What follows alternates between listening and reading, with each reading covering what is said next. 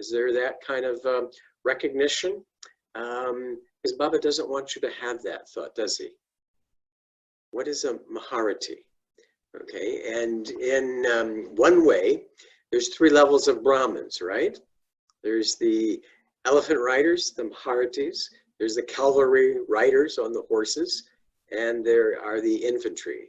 And in other Murlis, Baba has often talked that there are 3 levels, and what are we? And we'll talk about the first one, maybe the second, and we won't talk about the third.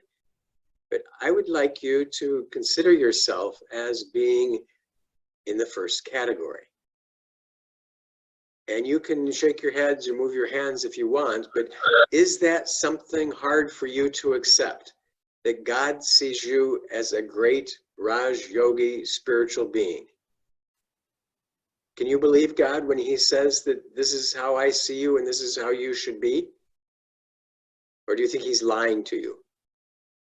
Does God lie saying, oh yeah, no, this is the group that isn't going to make it. Why bother? He doesn't say that, does he? There's a sense of, are you, you're muted. If you have a microphone, you're muted. Okay, sound is coming up now. Yeah, I mean, I personally think we are all moving towards there, but definitely that's our destination. Okay, very good. And I don't have any controls over the volume, so not sure how that's going to work out for whoever, if we want to engage in that. And I think you're going to have to unmute yourself, but not everybody at the same time. So I will ask maybe rhetorical questions. How does it? All of you, you can unmute. I mean, none of you are muted now. So you can unmute and answer, brother. We can't hear him.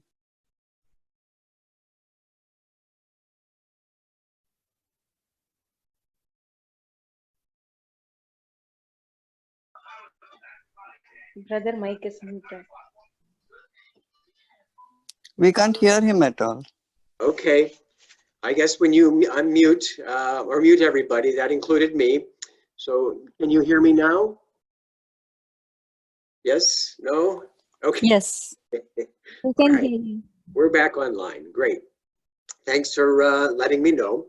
But in the first kind of big paragraph of the Murli, my feeling of it was very military. Maharatis, individuals riding elephants, going off into war. Baba said, you're a master and a marshal. There's a term in that, a field marshal, the one who's in charge of the operations. That there's disciplines, there's practice, that a lot of the elements are, battleground, are about the efforts that we need to be making. That was very encouraging. You are a Maharati, you have to make effort. This is a battle. Do you understand? There was that feeling for me when I was reading this, that he was kind of inspiring us to recognize the reality of what it is that we're doing, how we are progressing, what we have to do, discipline, it's a battle. A lot of those images, I hope were clear to you also, that this is not something that we sit back and relax. Baba doesn't want that. Raise your hands, you're in the first group. He mentions that a lot about us. We need to be in charge. We need to take control, and we need to recognize that this is not going to be so easy. It's an effort, it's a battle, it's something, but you will succeed. Do you have that feeling that when Baba talks to you, that you are inspired? This is an inspiring Murli. I should make more effort. I should do what I can at this time. He kind of lays that out. And so he gives us a picture of ourselves, and then he moves on into, I'm going to call the second main theme or paragraph, and he says sometimes why we don't feel that way. And I know it's possible that everybody, no matter who, sometimes feel they should be doing more, or they didn't do the best, or they could have done something differently. And so Baba is addressing that. And he brings to us, in this Murli, the two main items that cause us not to feel like a Maharati. And the first one that I recognized was companion. I think that's one of my favorite relationships. And the word that's coming up now and has been around forever is constantly. Okay, this is something that we need to have our attention towards all the time. Constant attention, constant effort, constant companion. That when we have Baba with us, it's very sweet. You're never alone. How many of you are feeling like you're isolated now? Are you still isolating in LA? Self-quarantining? Is that still in the mix? Nod your heads. Yeah, it is. I mean, at least for sis this year, we've not stepped out of the house since March. Okay, yeah, it's 2 months in apartments for many out this way. We probably have similar experiences. And so you've kind of been isolated, but have you been alone? And have you been lonely? If you're a Brahmin, if you're studying the Murlis, if you're thinking about these things, then Baba's directing our attention. You are my constant companion. And so we have someone to talk to, we have someone to share feelings, we have someone that will understand us. And if we hold on to that, we're having a totally different experience in this quarantine currently right now. It's not, oh, I'm missing something, or oh, I wish I should be doing something. I like to get some fresh air. I have the opportunity to get outside and get some sunshine. I hope you do too. But there's still that sense that my life is very rich. There's a lot that I can create. There's a lot that I can experience if I have that companion. And if I always have that constant companion. And Baba wants us to practice that, to be aware of that. That if we have a constant companion, our efforts are going to be appropriate to what they need to be. We don't have to work. We don't have to struggle. But we have to do it all the time. Constant. It's a good word to remember. Can you constantly remember constant? See how that goes. That would be good.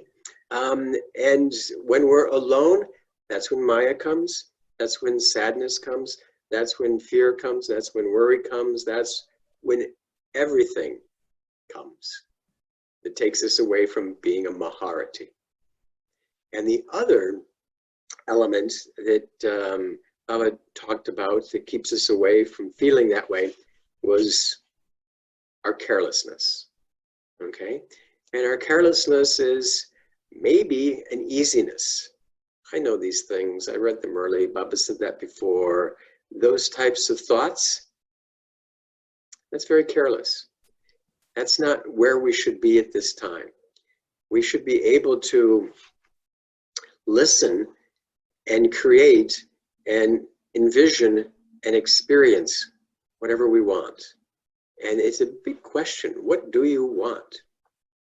What are the experiences that you want as a soul at this time with unlimited possibilities? And start to write that down. Start to think about that. What do I really want? Do I just want to hang out for a while and not suffer? Do I want to, do anything? Do I want to create anything? Do I want to share anything? Do I want to experience anything? What do I want? Because right now, it's all unlimited. If we focus, if we're clear, and if we are not careless. That idea of being careless is one of the elements that Baba mentioned in the Murli. There are a couple phrases that I like, maybe we'll come back to. But then he mentions how we aren't Maharatis, some of the mistakes we make. And then he moves into kind of our current time. And let's see, I'm going to read the sentence so it's real clear. Have you made yourself such that only the spiritual form is constantly seen? And in the next paragraph, When anyone looks in the eyes of you children, they should be able to see the path to liberation and liberation in life. And what I find very interesting about that is that's kind of an omen, a precursor of the guidance we're getting at this time. You are closed off, you are isolated, you are quarantined, you aren't meeting much. We get a chance to do some different stuff, like Zoom in with each other. But at the same time, the regular service that we've been doing isn't happening. And I'm not sure if you're able to tap into some of the things that go on here, but there's a number of activities. And Sister Mohini brought a message back one time, whether it was a Bogue message or just a touching or a feeling. But it was very much that our service now has to be through the angelic stage. And the angelic stage is creating that energy, creating that feeling in ourselves that we're going to be able to share. Our world has changed. I don't see it going back the way it was. There is no returning to normal. Things weren't normal before this.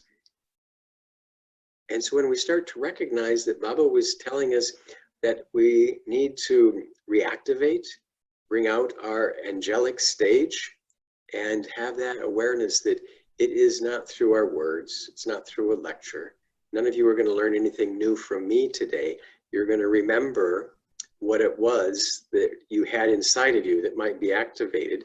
But you all read the Murli. You all know what it is. But Baba's wanting us to go beyond the knowing. He wants us to be the embodiment, have that experience, and in that experience, be able to communicate that from afar, from a distance, in that sense that's silent, wordless, and that kind of defines angelic. That's kind of the process that we've been working on.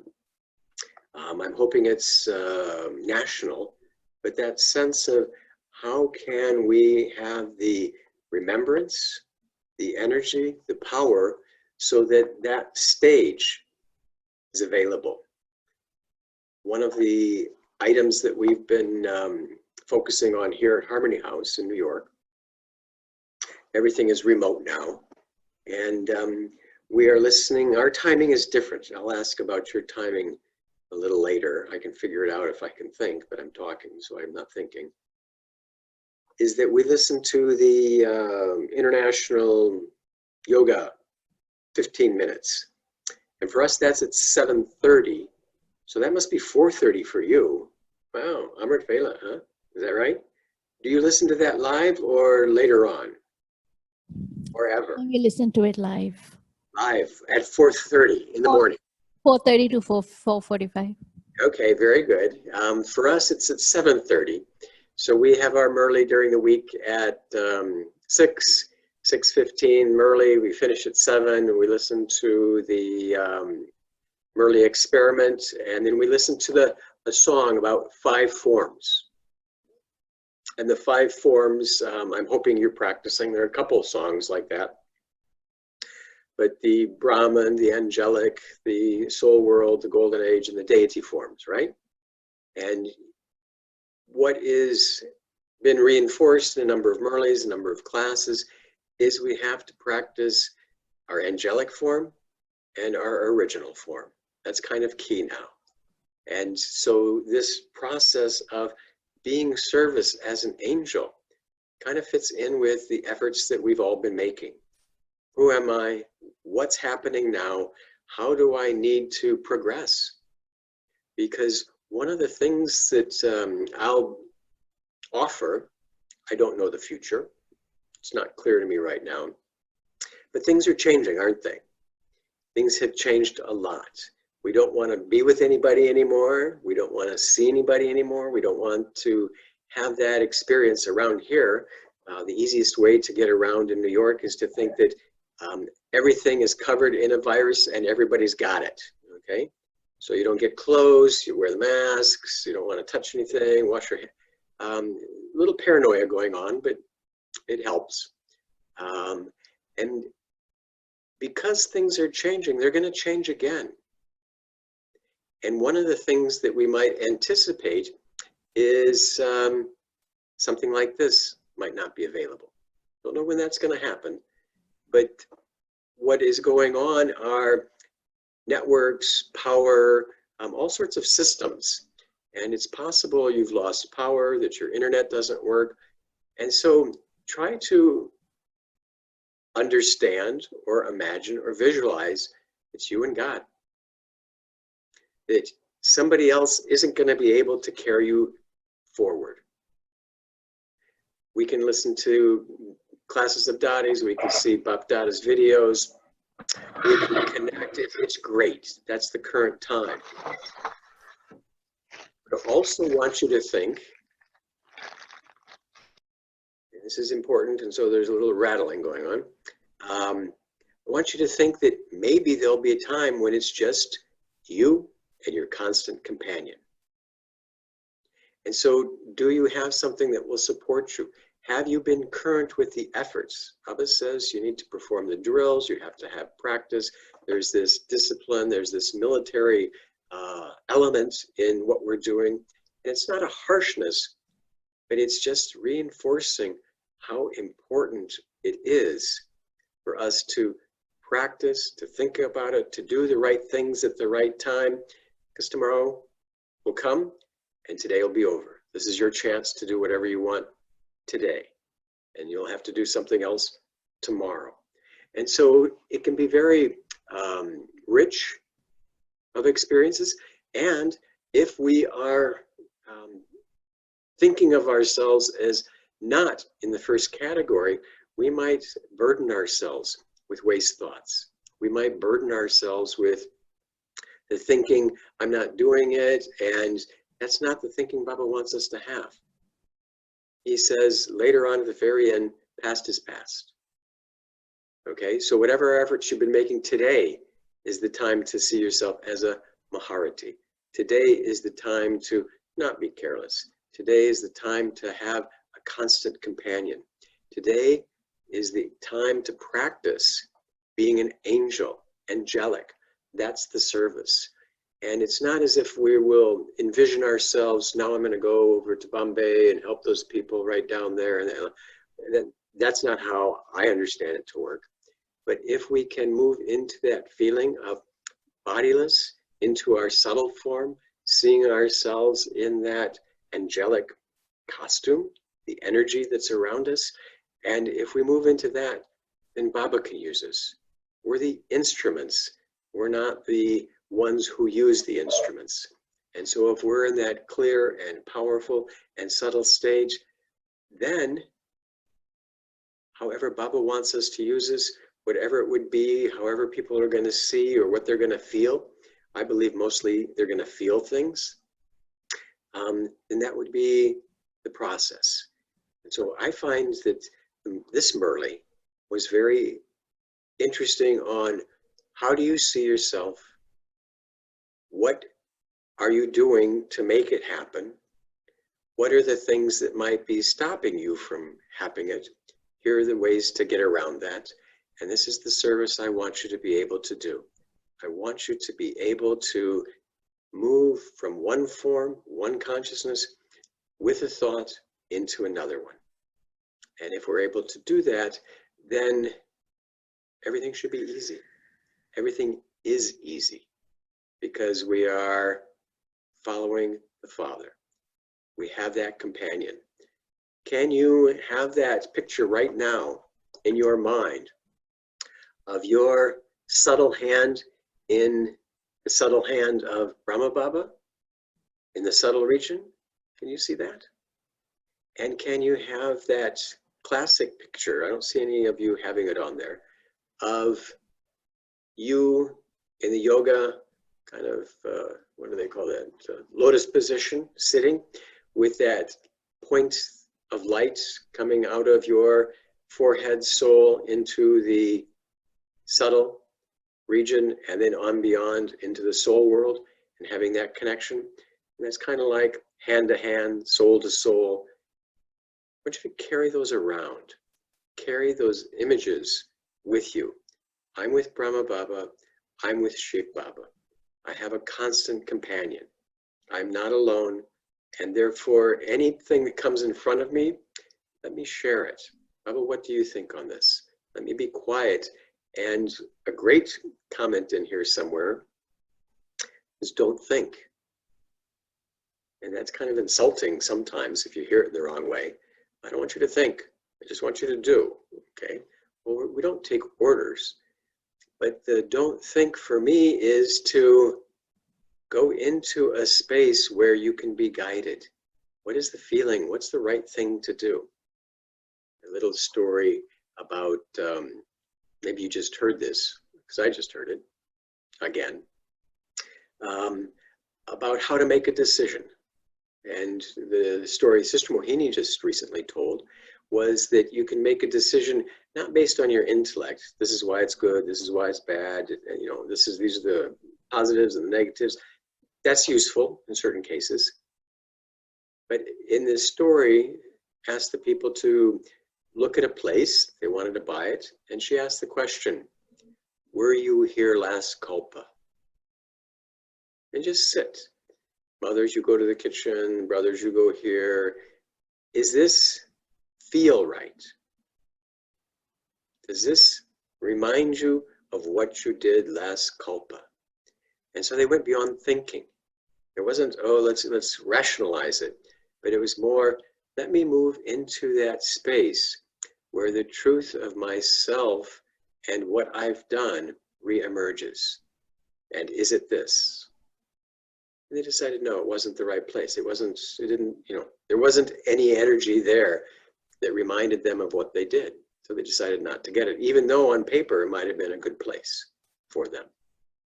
I hope that makes some sense, the difference between not overthinking something and moving into that, because you have special skills now. You have an eternal consciousness, and you can move with your thoughts from limited, this is who I am at this time, at this birth, to an unlimited. I am an eternal soul who's been around the drama. It's all inside of me, and I can access feelings of what I've done, and I can use that memory, that guidance, that connection to Baba to allow me to make decisions. Baba said, don't think, but he didn't say, don't decide. And so how do we decide what is right? And one of the frustrating experiences that I've had for many years is that I am a kind of a thinker, and I like to plan. I got here, you know, oh, Thursday, 1 o'clock my time, 10 o'clock, I should probably get there early. I like to do that. I like to have a plan, I like to follow it through, and then it's kind of easy. But I've been working within the family of non-planners, if you want to call it that. And so we have a plan and everything is set, and then near the last minute, it gets changed. Like, oh, why didn't you tell me this before? Or they should have done it differently, you know, and grumble, grumble, grumble. Well, part of it is you can't plan something if it's not the right thing. And so if you're not thinking and going on or going beyond, that gives you a chance to know what's the right thing to do. And sometimes the right thing to do doesn't appear until the right time for it, which might be the last minute. I have learned that that's a different operating practice, and that we should plan for that. We should have a plan, but the plan should have capacity to change. I don't know if that makes a lot of sense, but you will suffer if you are rigid. This is the plan, this is what we've got to do, this is how we saw it, this is what we decided upon. That goes very good. It's good to have policies, good to have programs. But sometimes there might be a touching that you need to do something else. And how you manage that and how you communicate that and how you work with that is an interesting process. Doesn't necessarily mean a right or wrong. And you have to be careful with that, because not everybody gets the right touchings. And so we learn these things. But that's a part of the process. Let me make a plan, let me have these things, but let me be also flexible for going beyond thinking? How can I feel what's the right thing to do? Because that can change and it can be different. So those were some of my original thoughts about reading this Murli, or my beginning thoughts. We might be able to pick out a few sentences or thoughts, but going to see if there are comments, inspirations, other elements, questions, based on what you have read in regards to this Murli. Want to kind of open that up at this time, if that's okay. Is that okay? Yes. Does anyone have any questions that you would like to ask, brother? Comments, responses? Anything you want to ask or anything you want to share? Brother Kannan? Yeah, Brother Erik, a quick question. Thanks for sharing. One of the thing, you mentioned that we may be in a stage where there may not be any internet, we may not be able to read anything. So can we have a handbook, kind of thing, 10 pages or 15 pages? We can generate our own, some thoughts, you don't have to generate for us, but we can create what are the things should go inside the book, like that way we can start to think of it, the first version, then second version. That way, when we are in alone, we can have, Baba's company reading those things. That is a huge company, right? That's what we talked about in this discussion. Yeah. Well, it's a drama, and we don't know the details of that. And I'm not saying this is going to happen at any specific time, but none of us ever had a conversation about a pandemic that would isolate us. And what I'm seeing is that those who had ideas and tried and played with those were able to respond better than those who were stuck in old ways. Okay, lots of different experiences, but getting to know the skills of the individuals in your center and our region seems to be an important thing to do. I want to say Baba's Murlis has told us everything that we need to do to prepare. You need to follow the routine. You need to have yoga. This is the time to empower yourself, because he hasn't said what's going to come specifically, but there's the feeling from many who have expressed it that this is going to be a phase, and there will be something after this. And maybe it'll be easy and we'll come back and we'll appreciate each other more than we did. But there might be something different, where the advice of having 6 months of food in the center is going to be necessary also, to have the stocks of Murlis. The Murlis are manual, basically. And so the more we read that, the more we can think. But there's no planning that we did specifically to deal with this pandemic, other than what Baba has told us in the Murlis. We didn't see this coming. No one thought that we would be separated, and all of a sudden their technology's there. So whatever is going to happen, if we are keeping our routine, Amrit Vela, meditation, constant company, evening yoga, regular remembrance, traffic control, if we're doing that, we should be fine. If we're not doing that, if we're not following the Murlis, then we'll probably have a little fear and worry now and in the future. And so the most important thing, I think, in that manual would be follow Srimat's routine. And that might be helpful for us to then see clearly, yeah, we should always have some extra stuff around. We should be prepared for, how do I want to enjoy my yoga? And that's a good question to ask. Is yoga a labor or a joy? Do you enjoy getting up when it's quiet and being able to understand the thoughts in your mind clearly and start to guide those in a place that brings you a blissful feeling? One of the highlights of my days now is in that international yoga meditation when Baba gives drishti. It's always been highlight of my Brahmin life.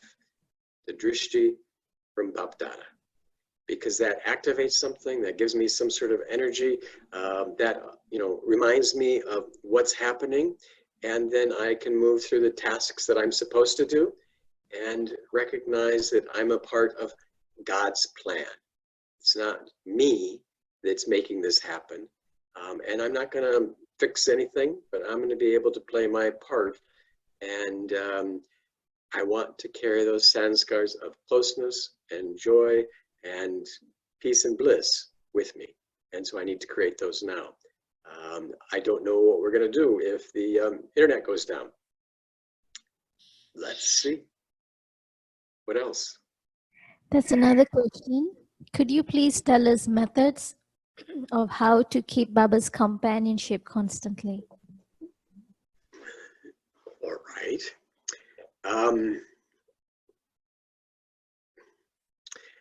Look around the house, wherever you live, okay? And see if you can find something fragile. Okay, could be a cup, could be your, okay? And just keep it with you and take care of it. And pretty soon, when you keep that in your mind, always around, looking for it, that's going to be your representation, your, what do they call these, avatars, or a replacement or of Baba. If you think I'm going to do it alone, then you'll probably forget those things. But if you can recognize that I have to take care of that relationship, and if I can kind of pass it on to something, little cup there. For example, if I wanted to keep that with me, and that would just be a placeholder. And so in my mind, I start training myself that what happened? Why did I forget that? Where did it go? Let me keep it with. And then it just becomes an awareness or a routine that, yes, I started to take care of this cup because this cup was a reminder for me of the relationship I want with God. There's an old technique of tying a string around your finger so that you don't forget something. Have you ever heard that? Ever seen that? If you put a string on your finger, then that's going to remind you of what you're supposed to buy or shop or what you're supposed to do. And if you want to try it, I'm not saying it's a foolproof method, but if you start to think of having something always with you that you're taking care of, that's your relationship with God. How can I remember to keep this safe? How can I keep it with me? How can I put the energy into practicing having that always around? And you'll probably forget it. It'll probably slip out of your intellect as easily as Baba does. And so the more we start to practice on that cup is to remind me that I have to keep that companionship, then that kind of training you might be able to go through, and eventually you won't need that cup or whatever you've chosen. Does that technique make any sense? Sister Lisa, if you will, does that make sense to you? Yes, brother. Okay, Thank you. trick yourself. Sure. There's another question. Can you explain what is a touching and what does it feel like? You also said not all the touchings are right. Can you please explain? We'll try. But it's interesting to think that you are unique and you're the only one in your situation and circumstances. And there are times when you might know something or feel something and nobody else does. And so you can listen to that. I'll tell one story. I was in Chicago when I first came into Gyan, a long time ago, 35 years. And it started, slow, small, isolated. But as we started doing service, and there were just 2 or 3 of us, there was an event that was being planned. And it was the Parliament of the World's Religions, 100th anniversary, 1993 in Chicago. But this was in the 80s. And they started 5 years before planning for this event and getting people together and meeting. And so it was kind of a 5-year service project. And when we were starting, when it was happening, tried to explain what was happening and the possibilities. And at the beginning, it was like, yeah, that'll be nice. But it was clear to me that nobody recognized what was going to happen. I did. I knew that this was going to be a big event, and I knew that lots of people were going to want to be a part of it, and it would be a great service opportunity. Somewhere inside of me, I knew that was right.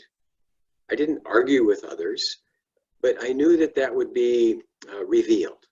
And we just kind of kept doing our things and kept sharing. And it was a multi-year project, but it turned out to be a huge service event. And everybody in India at that time, started to recognize that, oh gosh, this is Vivekananda. This is, the recognition of how great India was 100 years ago. And so it turned out to be an incredibly serviceable, fascinating event. I can remember, right, Adi Prakash Mani was there, Little Mohini was there, Sister Mohini was there, Jagdish Bai came, Robin Ramsey was there, Brian Bacon came. I mean, it was just, Muniben was with Dadi, Chandraben was there, Geeta Ben, I don't know if you came or not.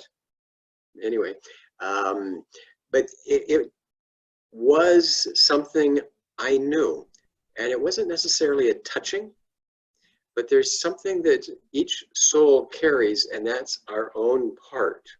And so if we can kind of go beyond and see if we can re-experience, feel that, then that's a good guidance. Other times, I want you to check in your own lives if you've had thoughts or feelings that don't come from your own intellect. And it's like, oh, where did this come from? And this is a good idea. Maybe we should do this. And the more we're connected with that companionship, the more that might happen to us. I've been around Sister Mohini for a while, and there are times when she will say things that, it's like, how do we get there? And it turns out to be right, or a good decision. And it's more of a feeling that would guide that. Now, the contrast to that is when you are not clear on that, and you might be thinking that you have a good idea, and you think, oh, this is Baba's touching. And the method to distinguish those that come up is to share those thoughts. Because if it's Baba's thought and to happen in the drama, everyone will say yes. And if it's your thought and it's somehow influenced by your manmat or your desire or didn't happen, there'll be resistance. And that's why that process or mechanism or saying is offer your thoughts as a master and listen as a child, right? And so, yeah, we should share and we should be clear on what our guidance would be and our opinion is, but then let it go. Because only those that have happened before, that everybody has experienced, will satisfy everybody. It's a very interesting process. And the best example of that, if you were around and were able to see, is Dadi Prakashmani. She would come into the Murli in the mornings and read that. And then she would say, I have an idea. Do you want me to tell you? It's like, yeah. I was thinking that we should go to Peace Park today. What do you feel about that? And everyone would say yes, even though cooking for 500, getting the trucks to put the chana in and all the other stuff, hauling that from Pandav Bhavan to Peace Park and setting that all up, that was a lot of work. But the brothers, yeah, let's do that. And it was always amazing that her idea was always accepted. But it wasn't always her idea. It was the sense that this is what came to me and I'd like to share it. Do you accept it? And so that idea of touching, it's not like boing, oh yeah, Baba just planted something in my head. That doesn't happen to me. But more of a sense that this seems to make sense. How about if we do it this way? How do everybody feel about that? And there can be some exchange, but that's a nice guidance for me. If it's something that's accepted by everybody, then it's God's thought. If it is something that causes conflict, it's typically not a touching from the Supreme, but it might be your own thoughts and touchings. Does that help at all in the question? Yes. Great. Recently, Baba has been coming in my consciousness. I mean, I've not been thinking of him, but he just comes, and I am surprised that he has come in my consciousness. Will you call that touching? Well, I'm not sure what comes in your consciousness is. He shows up, there's a feeling, you have a vision. No, he shows up. He just shows up. I feel, yeah, he's there. I mean, Okay. I was not thinking of him or not, I know that I am soul conscious, but suddenly he comes and I become aware of him, like that in my consciousness. What Okay. would you call that? I would call that a great experience in your relationship with God. A touching sometimes is more of a direction to do something. Okay, and so maybe, if you want to, just a confirmation of that connection is being shared. That, yeah, Baba sees what I'm doing and it inspires me to make more efforts, however you might want to apply that. I'm assuming that when you have that feeling or that presence, that is encouraging for you to continue to do something. So Baba is probably giving you that opportunity to be acknowledged. Sometimes touchings are, this is what I should do in this situation. And very few actually have that. And one of the reasons there aren't many going into trance and bringing messages is everybody had the feeling that they were getting some sort of message and they wanted to kind of halt that. So now it's more of a subtle feeling that we get, and the more we have the awareness of who we are and what time it is and have that companionship, the more that we're going to have that feeling that I'm doing the right thing and that I'm going to be okay. And also one thing more, you said about constant companionship. I mean, if Baba is my father, I know that he's there and I am soul conscious, but like that, he's in my, background there like that, I'm not that making an effort like that, Yeah. That's what I was just thinking when you said constant companionship. I'm doing my work naturally and in being in that awareness of in soul consciousness. Mm-hmm. Then do I have to make, I don't have to make an effort to remember my father like that all the time, isn't it? For the most part, that's correct. You don't have to make the effort if that feeling is always there. A couple different ways to look at that is that, you had parents and some of you might have children, and you don't have to remember them, this is my mother, this is my grandmother, this is my son, do I love them? You don't kind of have to ask that, I love my son, I love my mother. You don't have to chant that either, do you? It's kind of something that's always there. because you've made it that way. You've created that. Somehow you've been involved with those feelings. And so Baba is making sure that we have created and made those feelings so powerful that they are constant. And sometimes it's good to remind ourselves that, yeah, is he with me? Do I have that feeling? And one of the checks might be, if I have God as my supreme companion, as my father, as my mother, and I recognize that, how should I feel?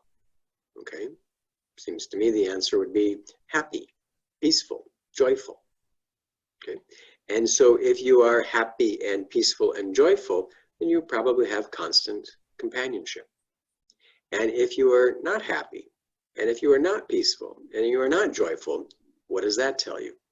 Well, that maybe that constant companionship has been a little loose or a little slippery. And so we can check our own efforts by how we feel. What is my yoga? How do I feel? Does that? No, if I am in my soul consciousness and I'm not even, remembering Baba, in soul consciousness, I'm always happy. I am joyful. I am loving. You understand? In that state, I'm not making an effort to become connected with Baba like that. Okay, right. And if you aren't happy, then that kind of is an indication that maybe you had your intellect with other things, and that strength and remembrance isn't as powerful to overcome the other thoughts that you have brought in that leave you away from your peace and happiness. Erik, there's another question. Sure. Can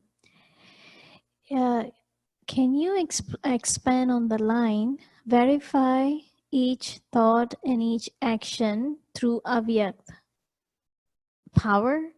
Expand on Avyakt form and power, basically. Yeah. I'll try. It was very interesting. I got paused on that to think about how do you verify. And one of my response now, and maybe you can have continuing conversations, but it's important to find someone in this family that you trust,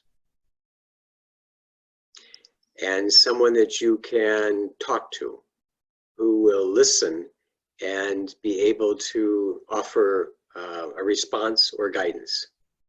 Because that would have been what the Dadis did with Brahma Baba. That they could go to him and talk and look for guidance and verify their thoughts. And that happened for the Dadis. And there are seniors, now the Dadis are the ones who became the instruments. And so talking and communicating with them and being able to look for some guidance, that was the process that many of us would have had, to go to the Dadis and say this, or this is what I'm feeling, and kind of in a way have them listen and verify. If we needed some advice or a response, sometimes we could get that. But over time, as all you know, the Dadis became less available, less in number. And now there aren't any Dadis that are available for us. But to think that we can go to the subtle region, and I'll speak for myself, and have a conversation and get some sort of clear confirmation, it's not always the case. And so who in my life could I talk to about the things that I might need some guidance on? And who would I trust that isn't going to, think about themselves or doesn't have a clear intellect, however it's going to be? But who ahead of you do you trust that might have some experience that could help? And that's not one person. There's a lot of individuals that might be able to help you verify in that process, because I don't get visions personally. I don't get conversations in that sense that there's specific directions. I love it when, we read Murli's and Baba says, I want you to do this, and this is what you should do, and this is how it's going to be, and talk to this person. It's just amazing how detailed he gets sometimes in the Avyak Murli's. But that sense of how can I verify, and I'll share one experience, this was before Gyan, but sometimes what we hear isn't what's said. And we don't know that. And so to verify, this is the directions I've heard, you can have a friend, this is what I heard, what did you hear? Just to kind of make sure that you got the information right. And so whether it's someone you trust who can confirm what's going on, did you see that? Yeah, I saw that. That's amazing. Okay, I'm not crazy. Or you can talk to someone who might have some more experience in their life. This is what I'm going through. How did you handle it? And they can kind of verify the existence of the problem and give you a little guidance on how it goes forward. Those are possibilities, because if you think you heard something and you got it wrong, it's going to be a mess. Directions are one thing. This is what I told you, but you might have heard something else. And do you get to where you're going to go? Maybe, maybe not. And so having someone to verify information, a friend, and having someone to verify the direction that you should go, a senior, are both important in Brahmin life. You do not do this alone, but you do it all by yourself. If that makes any sense. And I hope you will verify what I said with one of your friends or your seniors. So the statement, Avyak power means power of love or power to rule? Probably lots of them, not just one power. But an Avyakt power is going beyond your sanskars, going beyond your desires, going beyond your limitations. And so Avyakt is beyond the physical. And so how can I get into a place, an awareness, where I can see things as they are and not through my filter, not through my sanskars. And sometimes we need somebody else's help to do that. It'd be great if we could always, write a letter to Brahma Baba and he would give us the answer and what we should do. That's not working for me. And so the Avyakt is to recognize that there might be other instruments that are going to be helpful in my Brahman progression.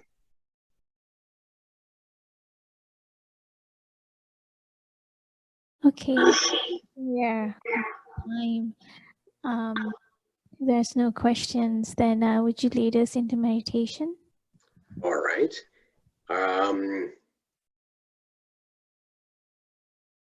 We are going to finish with the meditation then, I guess. So why don't you, if you're not, wiggle around, get comfortable, take a deep breath, and become aware that Baba sees you as a Maharati. And so if you want to envision yourself as a military field marshal, riding on that elephant, moving forward in time, you are the soul that God sees in the number one category. You are there, and you can accept that awareness that I am making the efforts, I am practicing, I am doing the drills that will make me in the number one category. And I see myself as that Maharati. a great spiritual yogi. And I find myself in that awareness and in that feeling because I have kept the companionship of the Supreme. God is my constant companion. I am always with him, and I can always feel that love, that support, that power that he shares. I'm a Maharati because I am careful. I do my actions based on the knowledge that Baba has shared. And I verify my thoughts and take them in my meditation to be that angelic presence in his company. I see myself as the pure soul, feeling the truth of the knowledge, and I take myself into the subtle regions and re-experience that sweet relationship as an angel in the angelic realm, serving as an instrument with the Supreme. I am becoming that pure angelic being, and Baba's instrument I will be used to bring and share the feelings that God is present and is available, and that everyone is part of the world family, and that at this time, whatever anyone is going through, it is with God's help and the angel's support that everything will be fine. We are eternal. We will remember that. We will make it home. And we are the Maharatis that will help the world transform.